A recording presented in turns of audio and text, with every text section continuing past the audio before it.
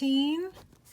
This question asked about the autoclave reservoir. I had to give you a total volume of the reservoir in Blackboard because it was pointed out to me pretty early that I'd neglected that in the original assignment.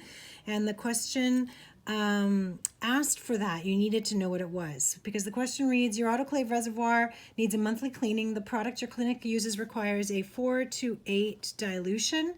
How many mils of water do I need?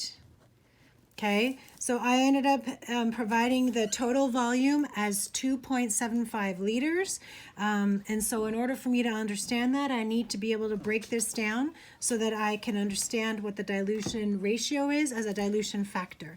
This is saying cleaner, 4 parts cleaner to 8 parts water, right? Meaning if I mix them together, I have 12 total parts.